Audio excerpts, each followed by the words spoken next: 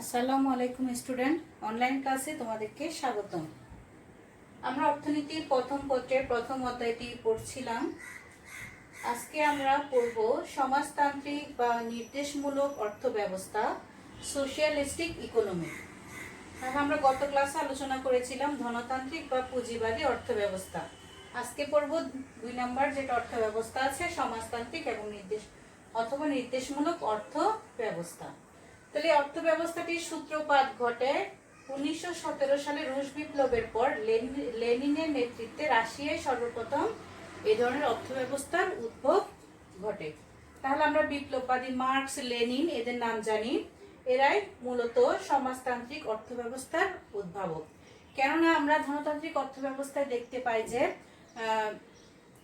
ব্যক্তি সমস্ত ক্ষমতার অধিকারী, সে যা খুশি তা উৎপাদন করে এবং যারা ভোক্তা আছে সে যা খুশি তা ভোগ করে। এখানে সরকারের কোনো হস্তক্ষেপ থাকে না।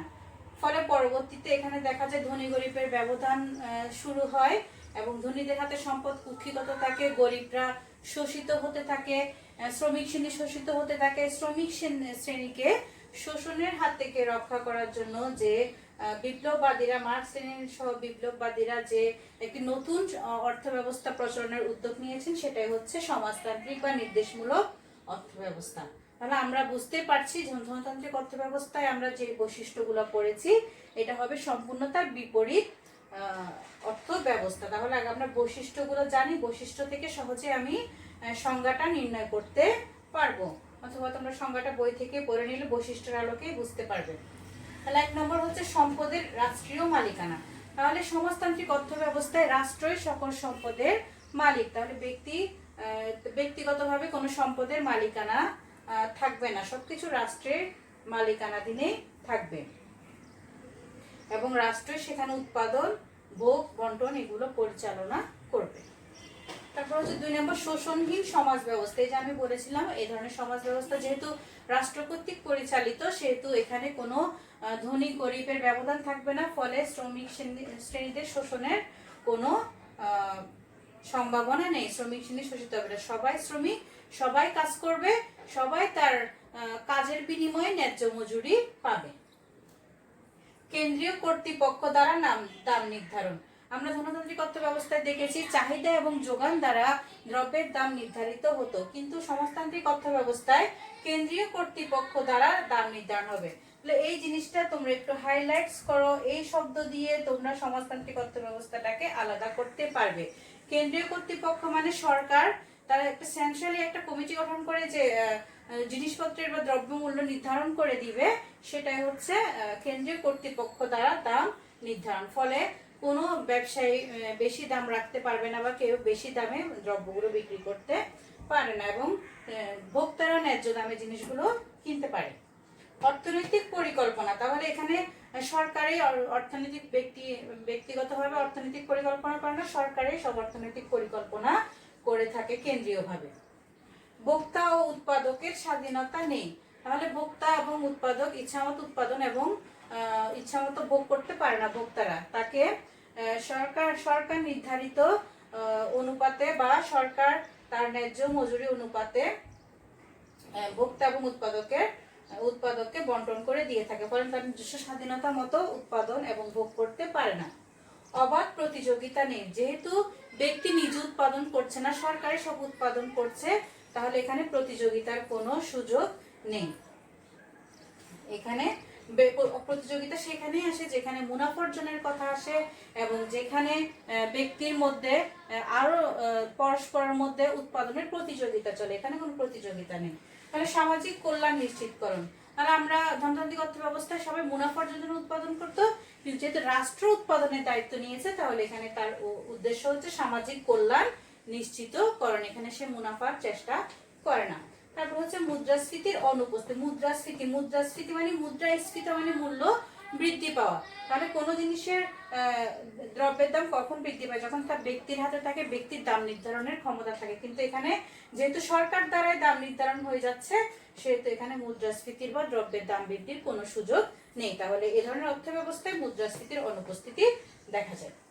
এরপর হচ্ছে সামাজিক নিরাপত্তা। তাহলে এক্ষেত্রে যেহেতু রাষ্ট্র সকল উৎপাদন, বন্টন, ভোগ এবং বিনিময়ের দায়িত্ব নেয়, তাহলে সে অবশ্যই শিশু, বৃদ্ধ এবং যারা অক্ষম ব্যক্তি আছে তাদের নিরাপত্তার দায়িত্বটাও সরকার নিচ্ছে। তারা কিভাবে ভোগ করবে, কিভাবে জীবন নির্ধারণ করবে, এই দায়িত্বটাও সমাজতান্ত্রিক অর্থ ব্যবস্থায় সরকার নিয়ে থাকে। এরপর হচ্ছে সুষম উন্নয়ন।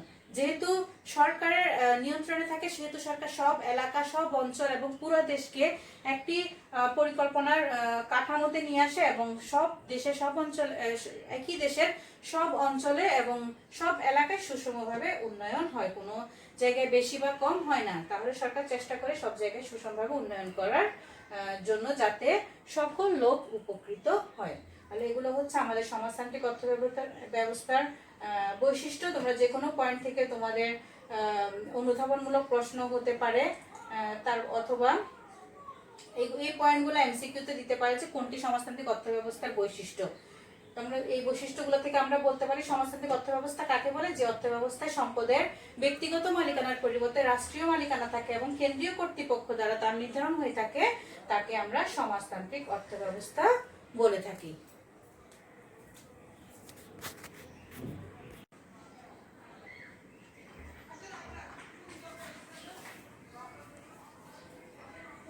এরপর আসলে আমরা ধনতান্ত্রিক এবং সমাজতান্ত্রিক অর্থ ব্যবস্থার পার্থক্যটা জেনে নিই। তাহলে যেহেতু আমরা আগে দুটো অর্থ ব্যবস্থার বৈশিষ্ট্য সম্পর্কে জেনেছি, তাহলে পার্থক্য আমরা সহজে অনুধাবন করতে পারবো। তাহলে আমি এক পাশে ধনতান্ত্রিক রেখেছি, এক পাশে সমাজতান্ত্রিক রেখেছি এবং মাঝখানে কোন বিষয়গুলো তোদের পার্থক্য হয় দুটো অর্থ ব্যবস্থার, এগুলো জানার চেষ্টা করি। তাহলে এক নম্বর হচ্ছে সম্পদের মালিকানা। তাহলে ধনতান্ত্রিক অর্থ ব্যবস্থায় সম্পদের মালিকানা হচ্ছে ব্যক্তি, আর সমাজতান্ত্রিক অর্থ ব্যবস্থায় সম্পদের মালিকানা হচ্ছে রাষ্ট্রের। দুই নম্বর পার্থক্য হচ্ছে ভোক্তা এবং উৎপাদকের স্বাধীনতা। তাহলে ধনতান্ত্রিক অর্থ ব্যবস্থায় ভোক্তা যা খুশি তা উৎপাদন এবং উৎপাদক যা খুশি তা উৎপাদন করতে পারে, ভোক্তা যা খুশি তা ভোগ করতে পারে। তাহলে এক্ষেত্রে স্বাধীনতা আছে, আর সমাজতান্ত্রিক সবকিছু রাষ্ট্র করে বলে স্বাধীনতা নেই। এরপর হচ্ছে মূল লক্ষ্য কি। তাহলে ধনতান্ত্রিক অর্থ ব্যবস্থা যেহেতু ব্যক্তি সবসময় মুনাফা লাভের জন্য উৎপাদন করে, তাহলে এদের লক্ষ্য হচ্ছে ধনতান্ত্রিকের মুনাফা অর্জন আর সমাজতান্ত্রিকের হচ্ছে সামাজিক কল্যাণ, যেহেতু রাষ্ট্র সবকিছুই করে সামাজিক কল্যাণের জন্য। 4 নম্বর পয়েন্ট হচ্ছে দাম নির্ধারণ। তাহলে ধনতান্ত্রিক অর্থ ব্যবস্থা আমরা জানি চাহিদা যোগানের মাধ্যমে স্বয়ংক্রিয় ব্যবস্থায় দাম নির্ধারণ হয়, আর সমাজতান্ত্রিকে রাষ্ট্র কেন্দ্রীয় কর্তৃপক্ষ দ্বারা দাম নির্ধারণ করে। বন্টন। যেহেতু ধনতান্ত্রিক অর্থ ব্যবস্থায় ধনী গরিবের ব্যবধান রয়ে যায়, তাহলে বন্টনটা হয় অসম। আর সমাজতান্ত্রিক অর্থ ব্যবস্থা যেহেতু সরকার সবাইকে সুষমভাবে বন্টন করে, বন্টনটা হয় সুষম। শ্রমিক শোষণ। ধনতান্ত্রিক অর্থ ব্যবস্থায় শ্রমিক শোষণ আছে, আর সমাজতান্ত্রিক যেহেতু রাষ্ট্রই সব পরিচালনা করে, এখানে শ্রমিক শোষণ নেই।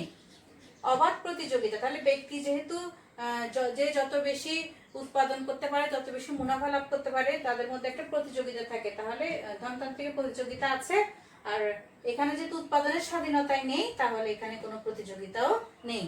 মুদ্রাস্ফীতি বা দ্রব্যের মূল্য বৃদ্ধি কারা করে, এটা করে উৎপাদক, বিশেষ করে উৎপাদকরা করে থাকে। তাহলে যে ক্ষেত্রে উৎপাদকের স্বাধীনতায় নেই, সে কোনো দাম নির্ধারণ করতে পারে না, সেখানে মুদ্রাস্ফীতি থাকার প্রশ্নই আসে না। তাহলে সমাজতান্ত্রিকে মুদ্রাস্ফীতি নেই, আর ধনতান্ত্রিক যেহেতু ব্যক্তির উৎপাদকের দাম নির্ধারণের স্বাধীনতা আছে, তাহলে এখানে মুদ্রাস্ফীতি রয়ে যায়, কারণ সে মুনাফা লাভের আশায় কখনো কখনো দ্রব্যের দাম বৃদ্ধি করে থাকে। অর্থনৈতিক সিদ্ধান্ত। অর্থনৈতিক সিদ্ধান্ত আমরা জানি কি কি উৎপাদন করা হবে, কিভাবে উৎপাদন করা হবে এবং কার জন্য উৎপাদন করা হবে। এই তিনটি অর্থনৈতিক সিদ্ধান্ত ধনতান্ত্রিক অর্থ ব্যবস্থা নিয়ে থাকে ব্যক্তি, আর সমাজতান্ত্রিক অর্থ ব্যবস্থা নিয়ে থাকে রাষ্ট্র। সামাজিক নিরাপত্তা। তাহলে এই যে বৃদ্ধ বয়সে বা শিশু, বৃদ্ধ এরা কি সঠিকভাবে অন্ন বস্ত্র বাসস্থান পাচ্ছে কিনা, এই মৌলিক চাহিদা পূরণগুলো সমাজতান্ত্রিক অর্থ ব্যবস্থায় রাষ্ট্র দায়িত্ব নেয় বলে এখানে সামাজিক নিরাপত্তাটা থাকে। কিন্তু ধনতান্ত্রিক অর্থ ব্যবস্থায় সবকিছু ব্যক্তিকেন্দ্রিক এবং যে মুনাফা লাভ করে এবং যে উৎপাদন করে সে ভোগ করার স্বাধীনতা থাকে বিধায় এখানে সামাজিক কোনো নিরাপত্তা থাকে না। তাহলে এই হলো আমাদের ধনতান্ত্রিক অর্থ ব্যবস্থা এবং সমাজতান্ত্রিক অর্থ ব্যবস্থার পার্থক্য। তাহলে উদ্দীপকে আমাদের ধনতান্ত্রিক অর্থ ব্যবস্থার কিছু বৈশিষ্ট্যের কথা এবং সমাজতান্ত্রিক অর্থ ব্যবস্থার কিছু বৈশিষ্ট্যের কথা বলে বা দুইটা দেশের কথা উল্লেখ করে আমাদের জানতে চাওয়া হতে পারে কোনটি কোন দেশ। তাহলে পার্থক্য যদি এভাবে আমরা ইন্ডিকেট করে যদি পড়ি, তাহলে আমরা উদ্দীপক থেকে সহজেই বুঝে নিতে পারবো কোন ধরনের অর্থ ব্যবস্থার কথা বলা হচ্ছে। কারণ তোমরা গত বিগত বছরে সব স্টুডেন্টরা বারবার ভুল করে অর্থ ব্যবস্থাগুলো চিহ্নিত করতে, তাই আমি আলাদাভাবে এভাবে তোমাদেরকে বুঝিয়ে দিলাম। আশা করি সবাই উপকৃত হবে।